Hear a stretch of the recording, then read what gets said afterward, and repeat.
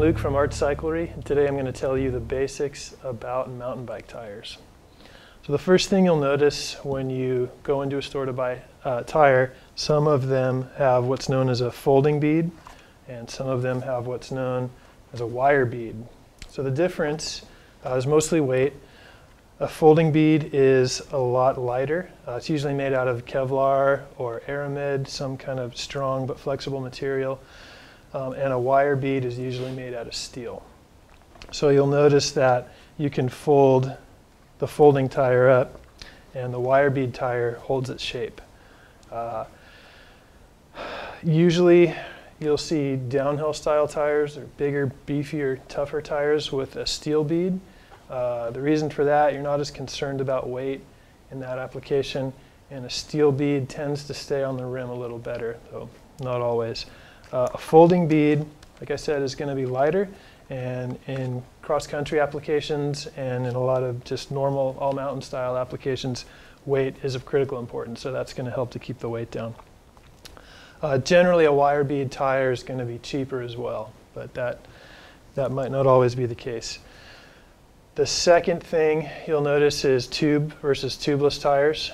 Tubeless tires are just that. They don't run with a tube in them. You can use a specific tubeless wheel set, or you can convert a regular wheel set to run tubeless. It's generally a good idea to run some type of sealant inside a tubeless tire, and that will help to seal any imperfections in the inside of the tire, or if you get a thorn or a slight tear in the tire casing, that will seal it right up. Tubeless tires tend to be a touch heavier than their counterparts, and that's because they have an extra layer coating the inside of the tire. That provides a little extra strength and a little extra protection against tears as well. Tubeless tires are generally a bit more expensive. I really like tubeless tires. A lot of guys here ride tubeless. You can run lower tire pressure and you don't have to worry about pinch flats as much. Okay, getting on to other aspects of the tire. The width is a very important thing to think about. The wider a tire, the more traction you're going to get. The lower pressure you can run, the more supple the ride is going to feel, but it gets a lot heavier. So usually you'll see cross-country racers will go on narrow tires, 1.9s, 2.0s, 2.1s. They'll run a higher pressure in a narrower tire, and that creates less rolling resistance, because when you're in a cross-country race application, pedaling is the most important thing. You want to pedal as fast as you can. So you want a nice lightweight tire. Narrower tires are lighter, there's less rubber, and you can run a higher pressure in them as well, so that's going to let you pedal faster. A wider tire, you can run lower pressure to increase the suspension feel of your bike. It also gives you more traction, especially in rocks or going through turns. And a wider tire generally comes built with a stronger sidewall, so that's going to help you protect against pinch flats and also protect against tears from rocks or other debris on the trail. A good kind of all-mountain width that I've found, 2.1 to 2.3 works really well for most applications.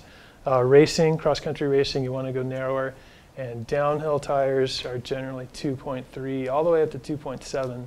2.5 is pretty common. The casing of the tire is critical as well.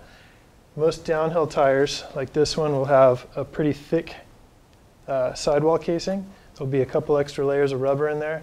That helps to give the tire some shape, some strength, so it doesn't get deformed as easily, and it also protects against tears in the sidewall. The thicker the sidewall, the lower tire pressure you can run, but you also are going to pick up weight, so it's going to be a slower pedaling tire. Cross-country tires are going to be very thin sidewall, very light, but hardly any protection against pinch flats or tears. Thus, you're going to have to run a very high tire pressure.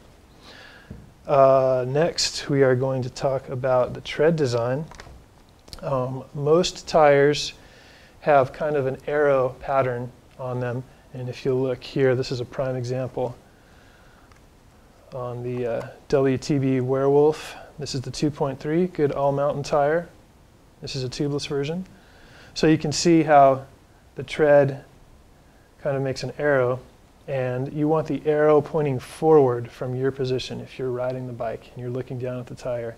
You want the arrows pointing forward. And the reason for that, this is a directional tire tread. The arrows pointing forward provide more control and help you steer. When you flip the tires around, and if you're going this way, the tire is not going to behave as it was designed to do. So it's not going to provide the control or the braking performance that it should.